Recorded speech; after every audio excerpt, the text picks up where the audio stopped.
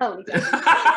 Okay, so here we go again. Another coffee and chats. I have the great pleasure today of interviewing current world cup tasters champion Daniel Horbat. Thank you so So much, ladies, for having me. It's you're all, a true pleasure, and it's true great to honor have you. to Great. be invited with the most icon woman in the coffee industry in Ireland. Iconic, sorry. Go away now. Stop that. You are definitely somebody that I've come to know very well. I suppose we're just before we went on air, we were trying to figure out when exactly we met, and you said 2013. So I'm going to take your word for it. So you've come a long way, and if you want to just give us a quick synopsis, because I know you've done a lot in your coffee career to date, obviously leading up to your current champion status. So if you want to give us a little bit of a background to that, that'd be great. Yeah, so I'm originally from Romania. I was born and raised in Romania. I moved to Greece in Santorini, more precisely when I was like 20, 21. And I spent a couple of years there doing mixology. My background was totally on bartending. I didn't have any clue about coffee. For me, coffee was espresso, 2 sugars, and a lot of chat with my friends. That was in Romania, basically, in Greece as well, is like a way of engaging with people we meet for a coffee, because we're not really that much drinkers, so we can say, let's go have a beer, let's go have a coffee, and we chat like we have 6-7 coffees a day. And my background was more into mixology. I was a professional mixologist working in many companies and bars and clubs around Romania and Greece. And coffee was the ingredient for my cocktails, basically. I didn't consider it.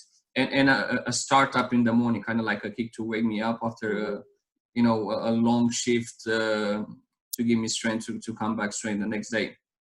But coffee was something that I always loved to drink and consume. It's a tradition in my family. We always had kind of like a old school type of mocha master. Was the same, look exactly the same system, the same way of operating.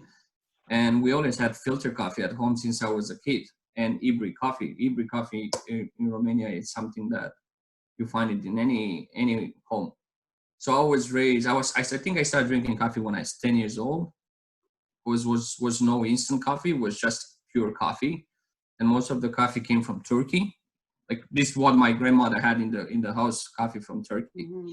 So I was drinking at the early stage coffee, and I was very active, playing all type of sports, and like was okay. Like nobody from my family said don't drink that, that's too strong, or we were allowed as kids to drink coffee. But in Ireland, I moved in 2012, and I got a job beginning of 2013 in a coffee shop called Walter Mead. It was on Dasso Street. Mm-hmm. And then when I started working with Bewley's, we were using Bewley's coffee. It was part of a chain, but was a rename of the coffee shop. So it was part of Coffee Soul Group, but this coffee shop was completely different. We were serving, was the first cafe from this group that was serving filter coffee. And we were focused more on customer service. We engaging. We were selling retail bags as well, and was a completely different back then. Mm-hmm. And when I get the job, the manager that was one of my best manager I ever worked with, and now he moved in Sweden, and he told me like, oh, you're very gifted, you should do coffee. Because I was all over the place. I was running. I used to work in Greece. In Greece, you have to do everything. You have to work nonstop. Mm-hmm. And say, no, you just make coffee. Your job is to make coffee. We have a person doing the till. You don't have to run around. We have a person making the sandwiches, and we have to work as a team. And say, like, you're a barista. And I said, what's a barista? Like, I want to be a mixologist. I want to destroy, because I couldn't get a job as a mixologist. Everybody told me that I don't have experience in Ireland. Yeah. And that was the only thing that I was applying for job interview, like mixologist. And nobody gave me a chance. And I saw barista. I didn't even know, to be honest, what barista really mean. I thought, okay, I'll make something with coffee and cocktails, maybe. And so I got the job. Then I fall in love. I fall in love because the engagement was very close with the customers. So I started meeting a lot of people. And unfortunately, that shop closed. And then That's right. Yeah. Then I moved to Pichet, again working with Bewley. So I worked with Bewley's Coffee for most of my career in Ireland. I was discovered by Bewley's and encouraged to compete by Maria and Elvis. And I remember my first competition, my barista jam. Oh my God, that was disaster. I didn't know what to do. I had to.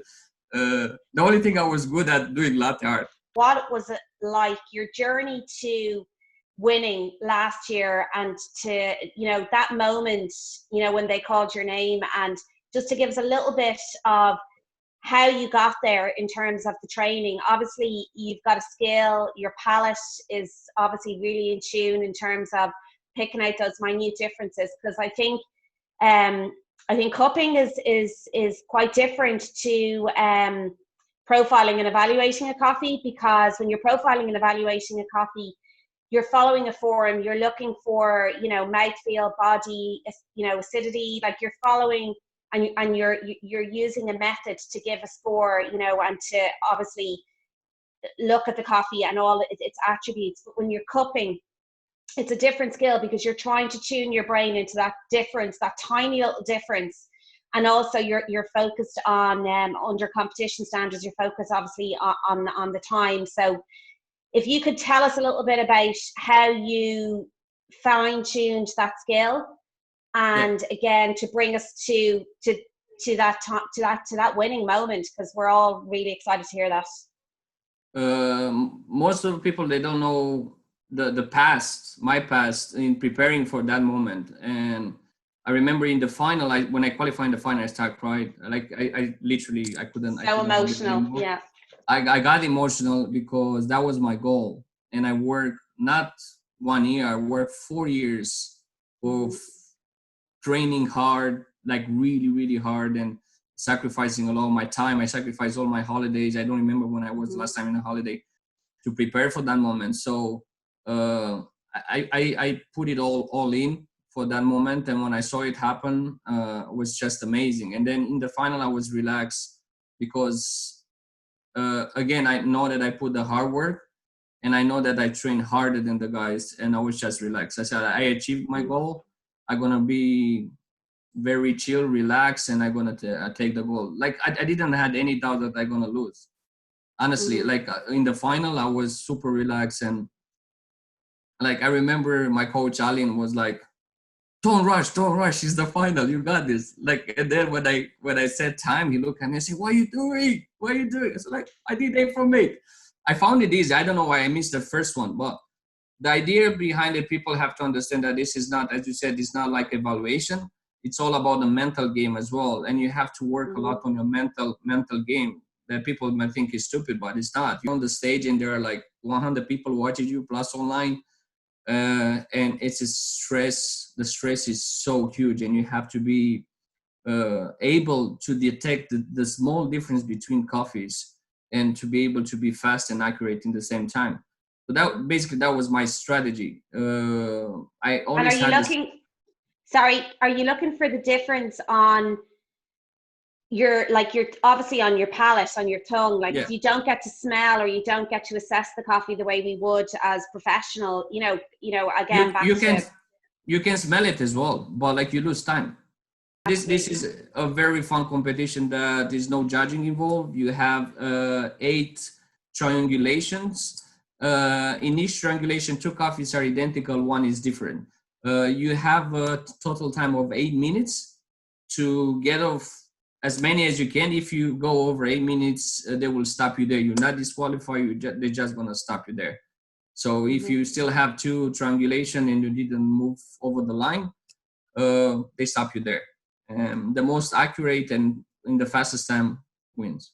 It's very, very simple, very enjoyable. You get the results straight away. But it's very difficult because many things can happen. You can get sick, you can get hay fever, you can get food poisoning that will affect your palate. And this is like, you can still do an evaluation of a certain coffee if you have a little bit of flu, because you're relying on certain things. But here, the difference, they're so small that it's very difficult to detect the difference. And every round when you go from the quarterfinals, semifinals, final, is getting harder and harder and harder. Regarding the strategy that I learn from every year, I learn and implement a new strategy. I remember my first time that I competed, 2015. I did 2 training with Elvis, and I won like very fast, because probably my palate was already built up because of my mixology experience, right? I was always tasting, always, when you mix things, you have to rely on flavors. And then it's very important to educate your palate. Everybody said like, oh, you if you have it, you have it. If you don't, you don't. No, you can educate in a certain way your palate to detect certain flavors. But there are different levels of human beings that have different way of detecting things, faster or slower or more difficult, or more exactly how we are divided in 3 categories, like non-taster, super taster, and normal taster. That I can come back later on and tell exactly what it means. So we are the normal tasters, but we have different DNA, and I always stick about that. We're different human beings. We have different DNA, and we can perceive different things. And that's why coffee is so fascinating, because people think that's subjective, but it's not always subjective. It's when you drink a coffee and you get a very nice Ethiopian, you find a full cocktail of flavors. And you think, oh, it should taste like that. It's about the clarity of the flavor that define a very, very, very good high score coffee. But if you mix them all, you're going to get completely different flavor, going to be more complicated. So this is a subject that I always love to discuss about, in terms of why coffee is not really that subjective, because it's not. If you train your palate and you're able to recognize that, exactly like food, exactly, it's a way of demonstrating that you can reach a level of detecting those flavors. Yeah, I agree, dieting, and I think, yeah, and I was just going to come to that actually, Daniel, just around I suppose the training part is like heightening your sensitivity to certain attributes, you know, whether the coffee is one coffee is more a little bit more, it's a very, very slightly higher level of acidity that you might be able to pick up. Obviously flavor notes are easy to pick up, but not certain attributes. But I know there's a lot of cuppers out there that will use different methods of training prior to competitions, you know, like maybe taking more zinc or vitamin C, you know, cutting out all sugar, cutting out alcohol. Was there anything specifically that you did to train? I was taking vitamin. I don't know exactly what was the multivitamin, because my diet was so strict, and I didn't have I'm talking strict about the championship from 2019. I was lucky that 2018 World Championship finished in November, and I went home, made the Christmas holidays, and then I went back to it. I remember half of January I went back in training, and then I had a strict diet, more strict than Brazil. I was no salt, no pepper, no spices, no alcohol. I gave up my vape. I was eating like literally baby's food. Like it took me like 4 weeks, 5 weeks to adjust, and then I kind of find it normal. It's something that I was doing when I was playing sports, and you had a certain diet before a tournament, or you know, you kind of have to give your body time to get used with that. Most of the people, they do a mistake and they do like 3 weeks before the competition diet. You better not do it, because you're gonna get more harm in that than good. If you don't do any diet and don't give time to your body to adjust to your change, you're going to create a shock to your body and not going to react well. So you need time. And in terms of technique of training, we always train on where my weakness is. We never train on flavors, because you lose the information. If you think too much in this competition, you lose the information, you get confused. And especially at the world level, when you get confused, you can ruin everything, because you get stressed and your brain is not working as normal. So we always focus on the intensity of the acidity, the Yeah. sweetness, and the bitterness. Mostly 80% of my training was with bitter coffee. So I all my coffee was espresso roast, medium to dark roast. Why? Because bitterness is something that we associate with poison, and the human body can detect bitterness so easy, comparing with acidity and the sweetness, correct? And by doing that, mixing up, putting a little bit of, creating a blend between that very dark roast coffee with a little bit of Kenya, and then the other one, a little bit of something else, to kind of dilute a little bit that bitterness. And it gives you a advantage, because most of the people, they train with different coffees, and that is very, very difficult. And we were training with the same coffee, the same blend, the same things that we were doing, until I was You're able. spiking. Yeah, we were spiking a little bit the coffee, and we were doing until I was able to get 7 from 8 and 8 from 8 2 days or 3 days in a row, and then we changed. We do it more difficult.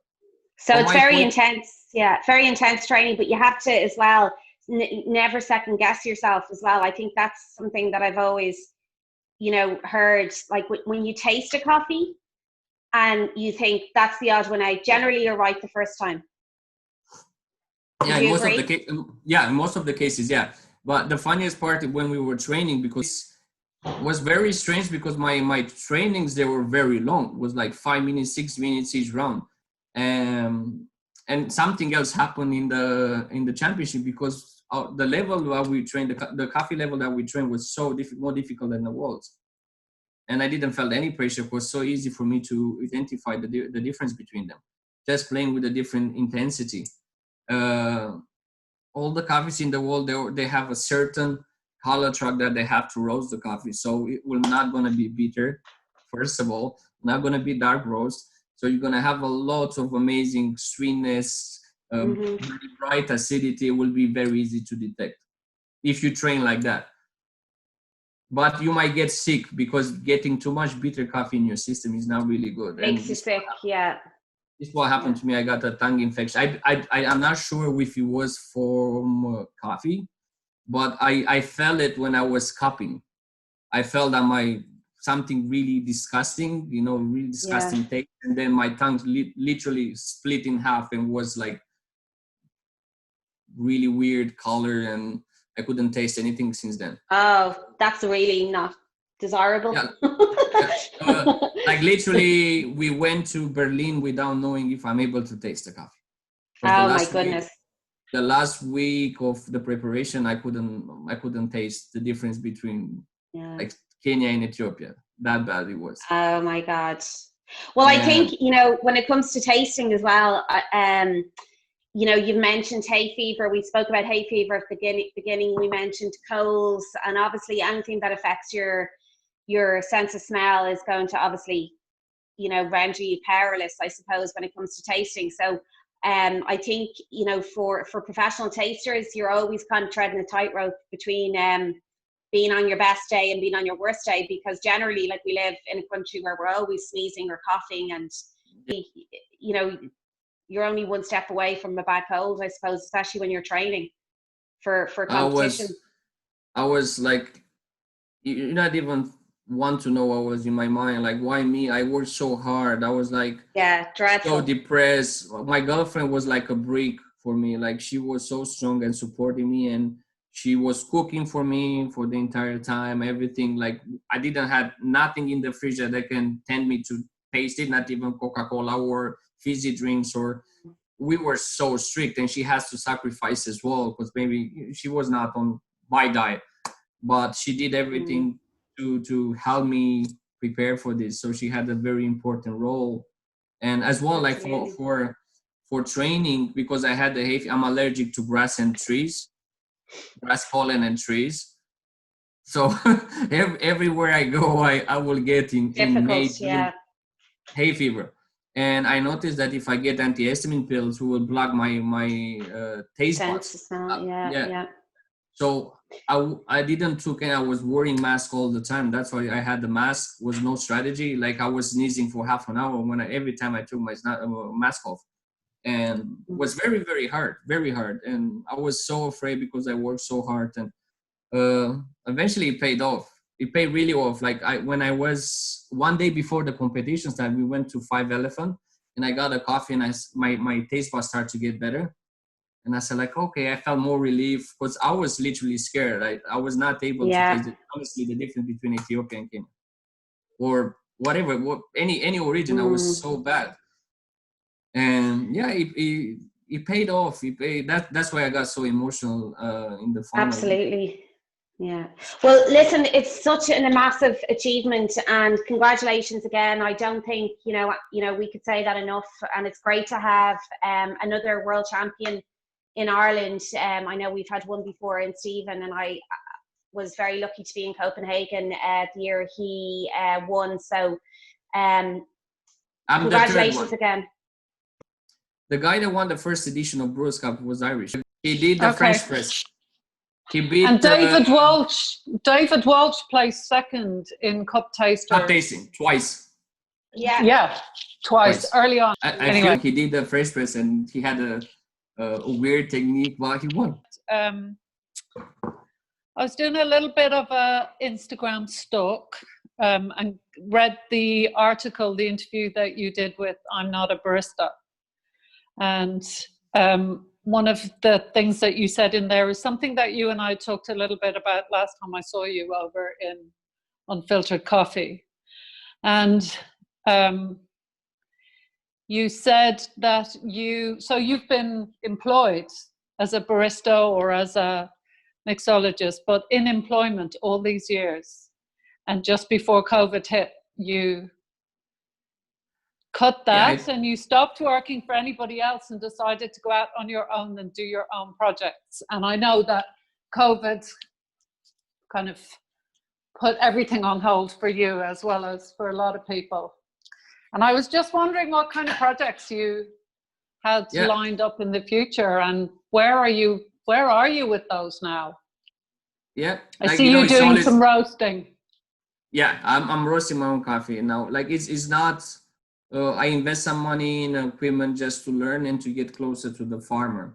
But you know, it's always a pleasure to talk with Trish. Every time we meet, we talk like 2 or 3 hours, and we go back and forward. With it's like you know, Trish was always for me a person that motivated me and was there for me, and since day one. And we had some, you know, conversation that we didn't match, but that's the fun part of coffee industry. You know, you always have to engage and to find a way that works for both sides.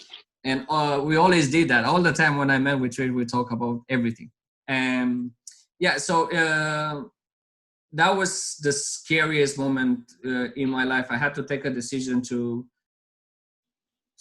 say, okay, what I want next, what is my role? After me going to the farms, I came back with a different mindset.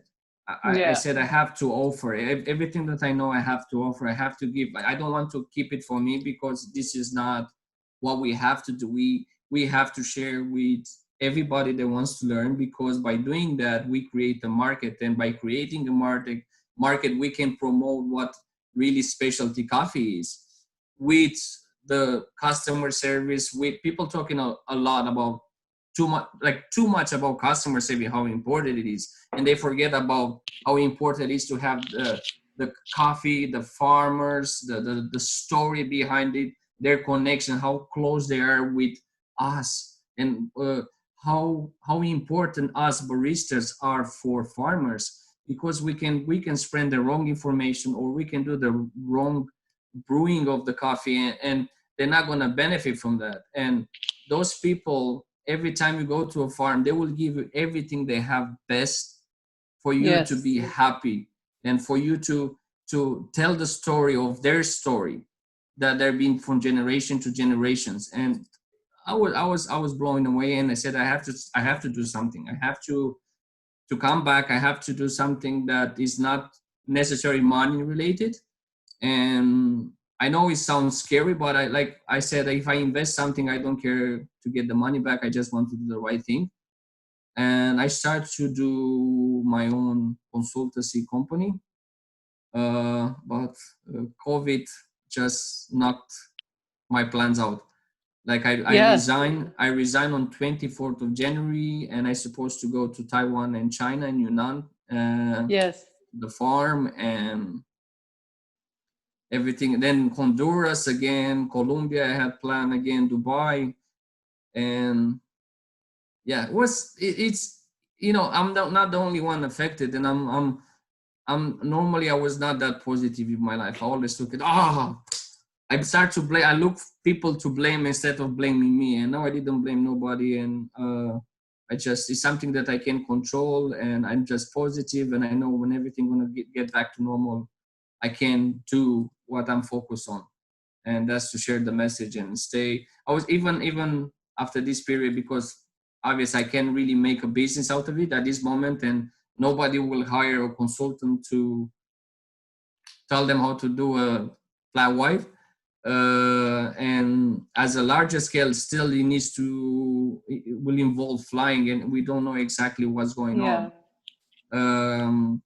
Because mainly all of my programs and my events were abroad with big companies, working for big companies, doing events for big companies, that they can afford to fly you there, give accommodation, and was nothing really local. And I not even want to go local, because I want to understand how it really works and how can you be profitable as a business doing consultancy. Yeah, like I really believe when everything will be back to normal, will be a possibility to go back to consultancy. But was even a discussion between my girlfriend to move to Colombia for 1 year to stay to the farms to help the farmers, and it's something that I'm really considering a lot. Okay. And do you see your competing career continuing, or is it over for you? Have you achieved what you wanted to achieve in competition? Never. For people that know me, I'm very competitive. I start by watching Elvis, and again, I always will talk about Elvis because he's my mentor. He's the guy that inspired me.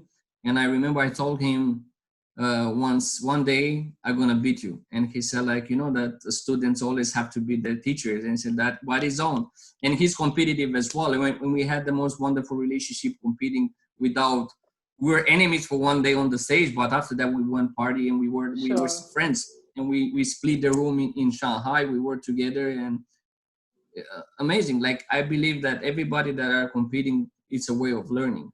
It's a way of beating yourself. It's not competing with someone else. I want to beat that person, or I want to compete against that guy because he beat me last year. I want to take revenge. You're already. That's a great motivator. Yeah, already being on the stage, you beat yourself. You beat your laziness. You beat your comfort zone.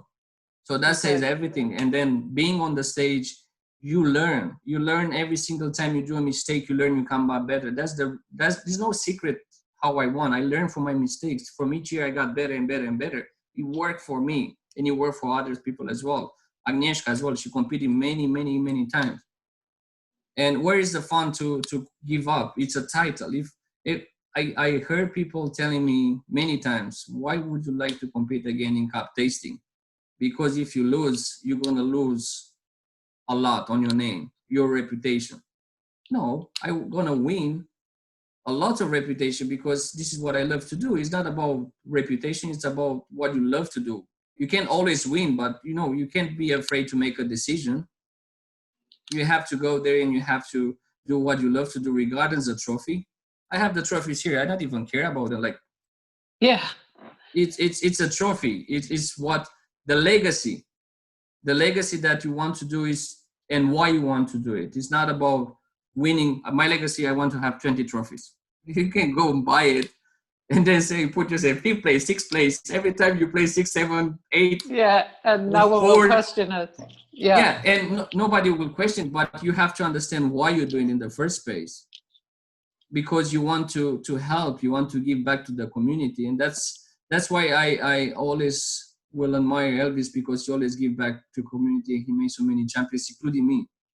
Every year he sacrificed his way of he sacrificed his competition to focus on other people, to promote them and to help them, and this is what we have to learn from him as well, because sorry, go ahead. We forgot to talk about him, how important it was for the community. He was the best at the best. He got the most trophies and the best results in that era. When gurus was talking that it's all about barista and stuff, that he was crashing the latte art. Yes. Back then, idol, and is still someone that is leading our industry with his work ethic and. Yeah, I think everybody in the community has a huge. I don't think he's unseen at all. I think everybody in the community has not necessarily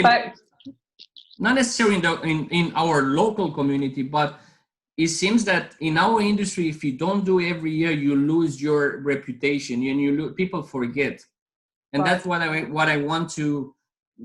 We know about him because we are small as a community, but people have to know what he achieved, because not his trophies and his achievement, his way of sharing his passion and knowledge to other people. Absolutely.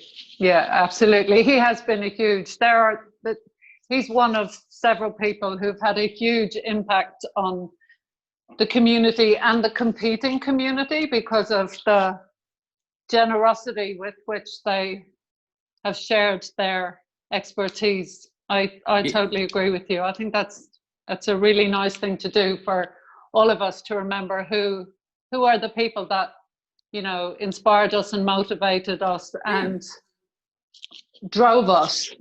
Yeah. It's so easy to take, but it's so difficult to give in anything, because it's yours. You want to keep it for yourself. But when you give and you see people taking what you gave them and succeed, and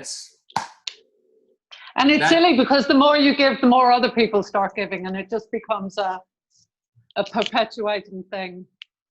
Yeah, it's and again about competition. Because you've done some coaching as well, haven't you?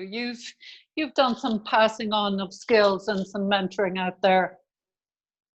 Yeah, we can say that, but I always focus when I help someone. I didn't focus on myself. I'm not the type of person. I coached this guy and this guy did that to get on me. It's about him. It's not about me. Oh no, I wasn't implying that, but I have seen your I know. background pass on your skills without a doubt.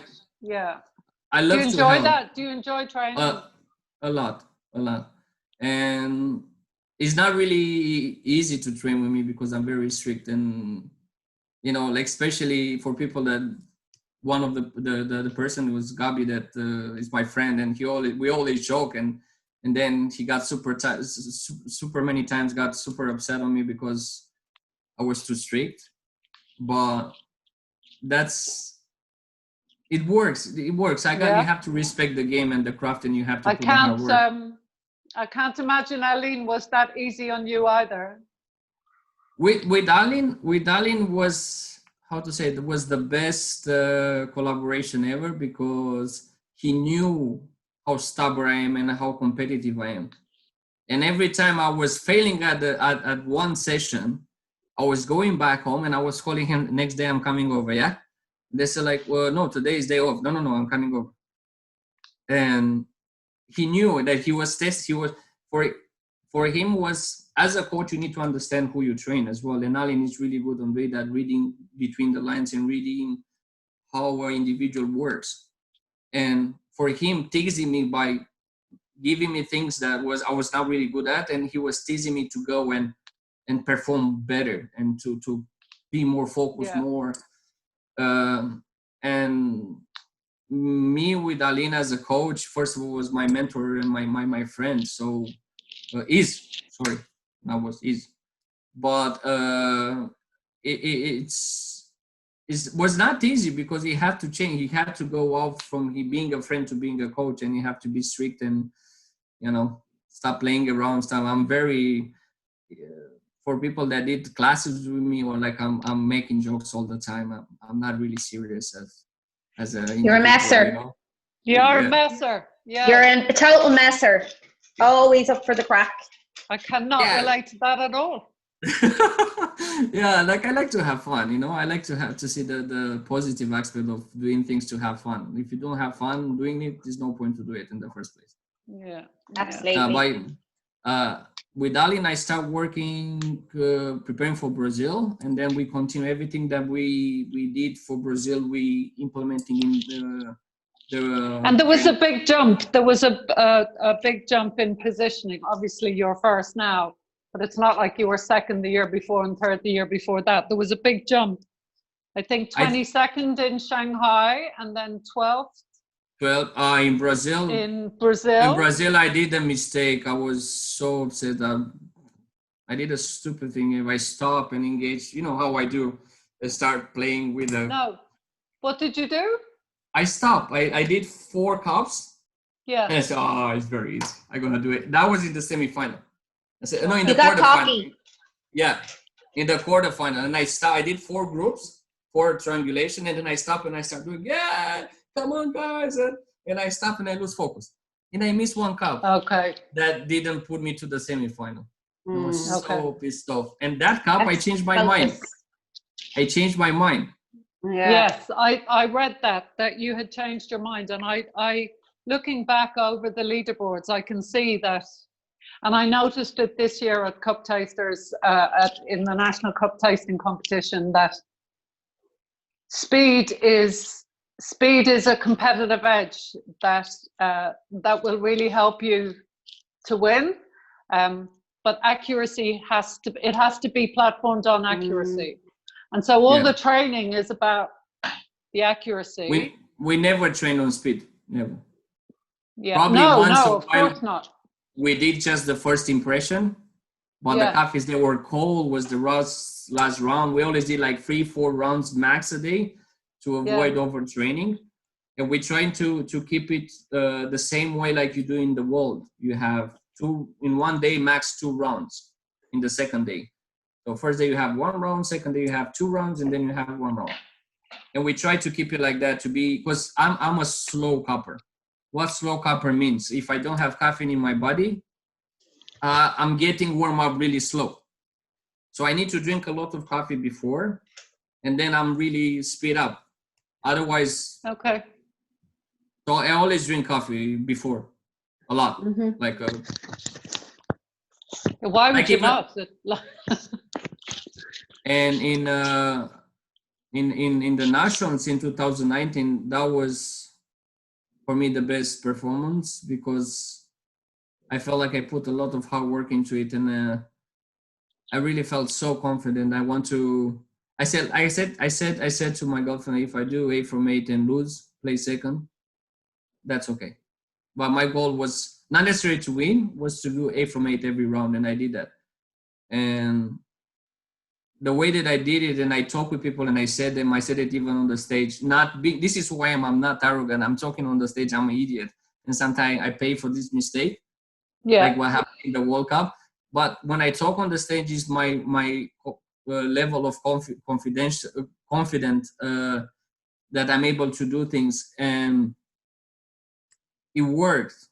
It worked because I train hard, and I can you imagine how bad and stupid it would be to say something and then to be wrong in a competition, like to say that you're gonna win and then you're not gonna win and everybody gonna laugh on you. But when you achieve that, when you say it loud and you achieve it, oh my God, the feeling that you get, I don't know, it's amazing. I was looking at the 2019 results, and the top 3, the numbers 1, 2, and 3, you all had 7 cups. Yeah. And the girl who came 4th, she had 5 cups, right? But the 2nd and 3rd, they did it in 5 minutes and 43 seconds and 5 minutes and 21. But the girl who came 4th, she was 2 minutes and 34 seconds, and you were 2:33.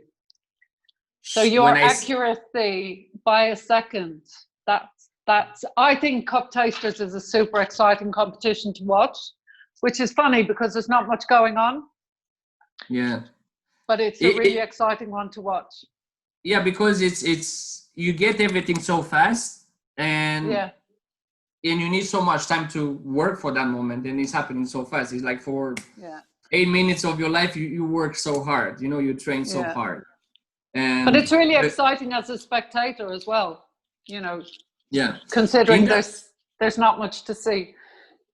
in the final is very interesting because why I said that I knew that I kind of favorite to win. Like in my head, I'm not gonna lie. In my head, I thought I said I'm gonna win it because I was the fastest. And I said Yeah. like if those guys, I look on those because I was tracking down every single one of them every round, and I look at the statistic and they were like around 4 minutes, 5 minutes that area. And I said if I keep my tempo, they will do mistakes because they want to keep up with me, and they will do mistakes. And this is what happened with the girl with the Dulce. She set time without moving a cup. She forgot to move a cup because I said time, and straight after 1 second after me, she said time as well, and she forgot to move a cup over the line, and she automatically Mistake. Yeah. and but it's so difficult to get the speed to go for speed because I never ever when I compete I say like I go for speed. I take my time. Like I feel that I take 20 minutes. It felt for me 20 minutes, not 2 minutes. But because I found it so obvious that there's no point to stay too much there. Like I move it. There's no point to if it's Daniel, can I ask a question? yes, please. I'm coming away from competition for a second. We can come back to it in a minute, but it's burning, this question, and I want to know the answer. Do they know who you are in Romania? Are you like a national hero there as well? Yeah. Well, Yeah. I hope so. No, like yeah, I think so. Yeah, I think so. It's a small community, as Trish said, and I believe in Romania there are 3-4 main cities, and the cities in Romania they are huge. Cluj But is really progressive, I hear. they're not. Like they say, from my city to the capital, Bucharest, is 100 kilometers. Yeah. And my city is not as big in coffee. We have just 1-2 coffee shops that are doing specialty, but it's not really specialty. It's kind of like specialty. But the rest is very commercial, like Ili, Lavazza, and other Italian brands. It's very Italian influence there because they do a lot of more like the type of business more like bar orientated and food orientated and coffee. Yeah. And A report that was sent to me, and I'm just going to read a little bit from it. The Romanian branded coffee shop market is the fastest growing market in Europe, continuing a development surge that shows no signs of abating soon as coffee shop density remains the lowest in Europe. So anybody thinking of opening a specialty coffee shop, head to Romania. You might have a bit of a competitive edge because, as you've just said, it's all big brands and it seems to be, quite commercial. Yeah. So it's obvious, like when you compare those two, the specialty coffee industry with the big brands, quality wise, is huge difference. So it's very easy to be successful in a business like that when you offer a cheaper, because it's cheaper. That's the funniest part. If you buy this brand that is Italian without giving a name with something that they say it's Alessandro Nicolai, that is a world champion, roasting champion, is this coffee is 10 times better quality and even more and way cheaper than the other coffee. So it makes sense financially and business wise to do that. And you get better quality at a better price, and you can charge cheaper than Starbucks. And it's no way that you're going to lose business in Romania because everybody. And do you ever have any thoughts about, I know you said that you would consider maybe moving to Colombia with your girlfriend and, working with coffee there. Has the thought ever occurred to you to do something with coffee in Romania? Is that something that you would ever toy with? Always. I have my mom there, my mom, my sisters, my family, my friends, everybody's there. So I was more like a rebel, and I left home when very young because I want to explore. Even though I didn't have to leave, I had everything that made me happy home. I just want to give a try to Spread your wings. Yeah, and Yeah, I would love to, but like I feel Ireland is my second home, and I got really, really. Oh, we're not letting you go. Like, don't get me wrong. Yeah. Romania can take a back seat. Like, that's. It's yeah, like it's taking me 4 hours with the plane to go home. I can go home every weekend if I have the money to. You know, it's not. Yeah. But for me, home for the last 7 years was Ireland, and I always say like going somewhere and coming home. Home where? Romania? No, home Ireland, because I feel I have my friends here. I integrated, you know, in the community, and You have more work to do in Ireland. yeah, I'm still have the Romanian ID though, but I can get the Irish passport as well. But it's how I feel inside, and I feel like I have more to give being here and more to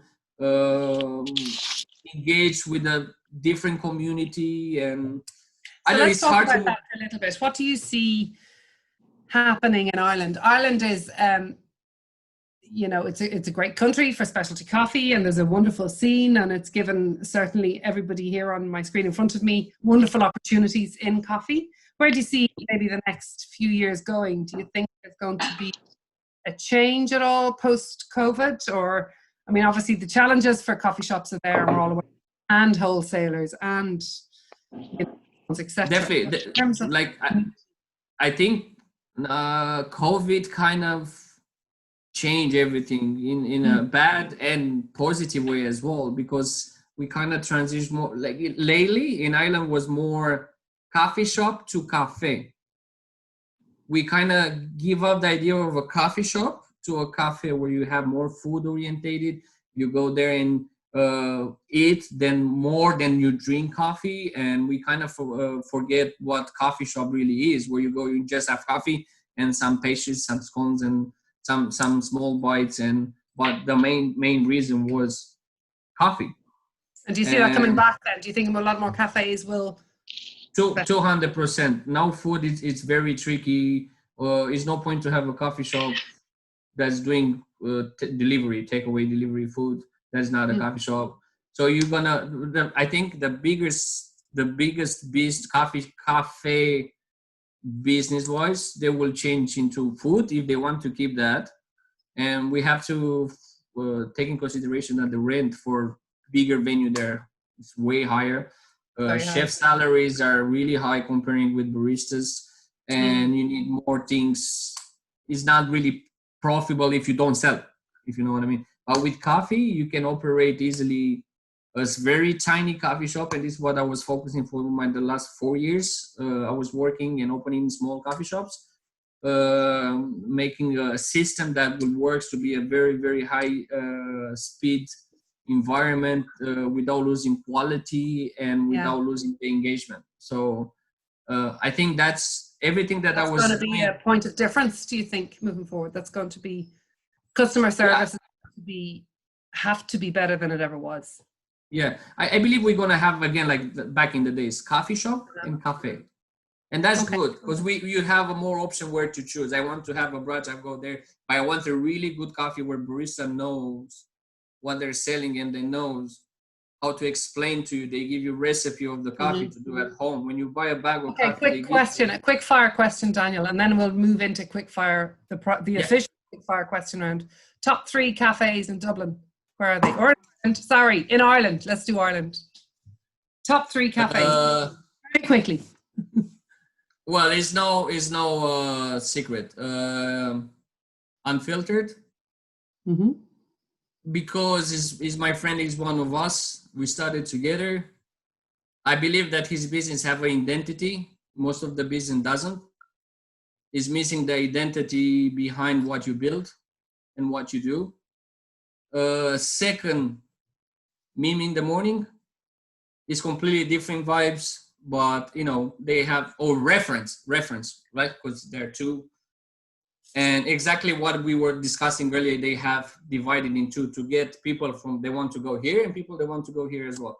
So reference, and again, owned by one of us, starting from moving up. And top 3 is hard. It's hard. We can leave it there if you want. And proper order. and from Dublin. Let's do top 3 from Dublin and top 3 from Okay. to please them. So from Dublin, unfiltered, meet me in the morning, and proper order. Okay. From outside Dublin, bookshelf from Cork. Oh yeah, I'm writing these down now, so I remember. Yeah, bookshelf from Cork. Should we put Belfast as well? Yeah, of course. Establish, and from Galway, Workspress. Oh yeah, it's lovely. It took me 20 minutes to get a coffee, but for me that's not the issue. It was just the queue, was it? Was a huge queue, first of all, but they took their time with everybody and explained what they were doing. And they had 6-7 coffees that you can choose from. And they were going in, and that's the fun about it. You don't want to wait. It's always another option. But if you come here, you have to wait, and you have to listen to me when I'm telling you what I'm serving to you and why. And that was for me. You want to know. I think a good barista will really pick up in their customer the level of their interest intuitively. Yeah. I don't think force feeding that info for somebody who's not interested works. And Sorry? And I've seen that happen. Some baristas not picking up on the customer and their level of interest. And I've seen, some baristas wax lyrical about the coffee that they have on bar, and the customer, I can see by their face going, just give me just give me a coffee. Yeah. You have to kind of get it. You have to it's intuitive. Yeah. It's like same like bartending, you're not all the time you have people in the bar in front of you, they're in the right mood to chat with you. It's just one. Daniel, thank you very much for those quick. I put you on the spot there now asking you those. I'm actually sorry. I want to apologize for the other coffee shop that I didn't nominate. Not at all. There's never time. There's a million of them. We know that. Well, not quite. Another coffee shop that is really good, Indigo and Cloth and Temple Bar. Oh yeah, really good stuff. There's so many. I know. Just a quick one. When you were chatting to Maria about the sensory aspect and coffee being subjective and stuff, I read a super interesting book, Gastrophysics by Professor Charles Spence. He was actually at KTEX, and he was on one of the stands, and he did like a kind of quick sensory workshop with anybody, and it was a free workshop, but just in terms of the level of tasting.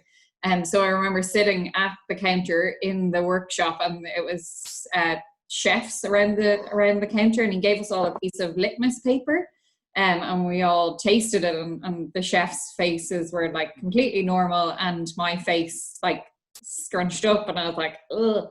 And he just turned to me and he was like, "You're a super taster." And I was like, "What?" And he was like, "What are you tasting?" I was like, "It's like paracetamol. It's really bitter."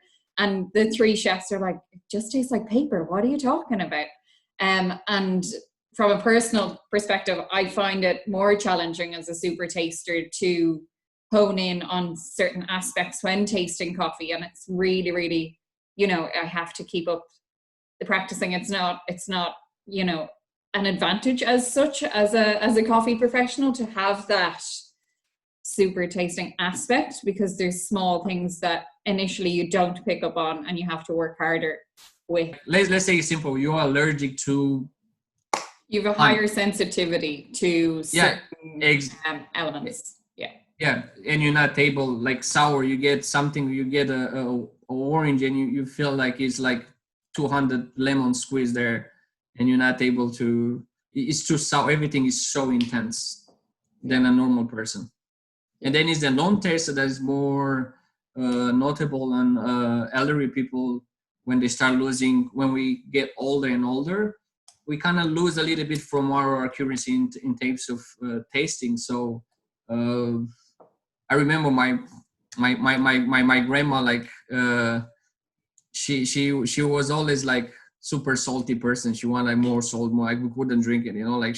I'm not a professor, and I like everything that I do from my own research, and I do a lot of experiments at home, especially in this quarantine. I do notice many things that can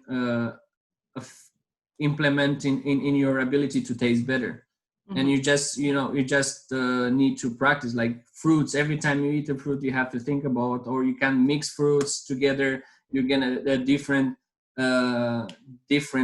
results. Like for me, it was fascinating when you mix them, you completely change and you get flavors that you never experienced before, and you get confused.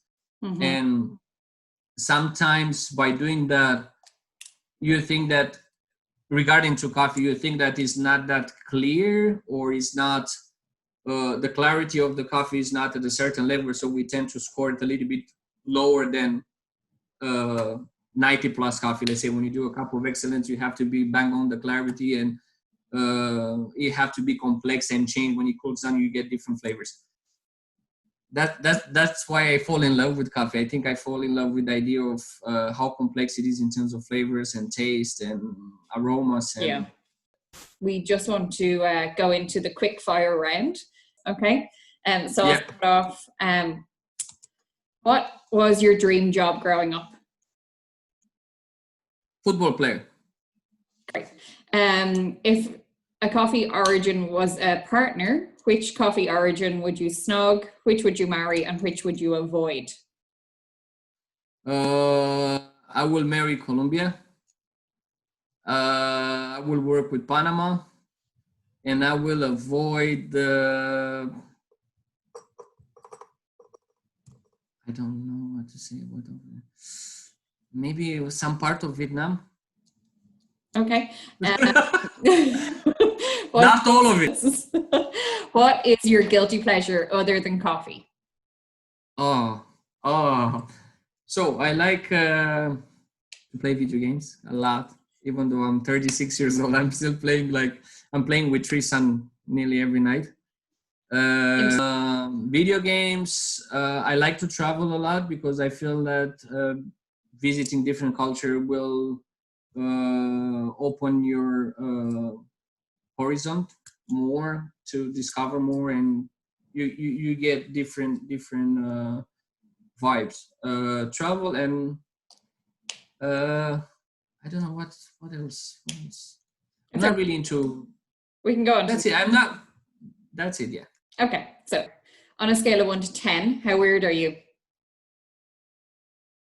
9. I don't want to be that weird. I'm like a roller coaster. Sometimes I'm here, sometimes I'm here. What are you not good at? Cooking. I never cook in I was spoiled by my parents. And then your final question: who is your coffee hero? Elvis. Brilliant. I said it before. He's the person, and I'm getting a little bit emotional, but he's the person that put me there. So he made me what I am now. So I can take from him this fact. So I'm not the only one. He built up the entire competitor community in Ireland. Yeah, that's it. Everybody that is competing is because of him. Arvin, Elvis, Renata, Reda, me, Gabriel. He motivates people to compete. Especially, we all started with the latte because people think it's the easiest, but it's not. But it's the visual. First, we see things. So everybody that started in the coffee industry is all like making a nice one. So I want to learn that. Yeah. So we also, it's fascinating. So I want to share the right message to all the coffee competitors and to all the home brewers and to all the coffee owners. And if we get together as a community and we do the best thing, we can get amazing results. So I think after this COVID experience, and sadly, a lot of coffee shop will close down and a lot of baristas that will lose their job. So I think we need now to focus on getting those people back to jobs and try to bring up the barista name back to where it was, because we need good baristas. The coffee is not wine. All the viewers, coffee is not wine. With wine, you can get a wine that is €300 and you can really screw it up by putting it into a glass. With coffee, you can get a coffee that is €300 a kilo and you can make it taste ridiculous bad. Yeah. If you don't have the skills. So us baristas, we put a lot of hard work, we spend a lot of money, a lot of time, sometimes being underpaid because we have this passion and this hunger to be great and to share our passion, our love with other people. So we need to help them getting back to their jobs and to bring up our community where it was. Yeah. Daniel, thank you so much for taking the time. Was been a really pleasure. lovely conversation, and I can't wait to see you in real life. Yeah, very soon. Yeah. Thank you. See you soon, Bye, guys. guys. Daniel, thank you.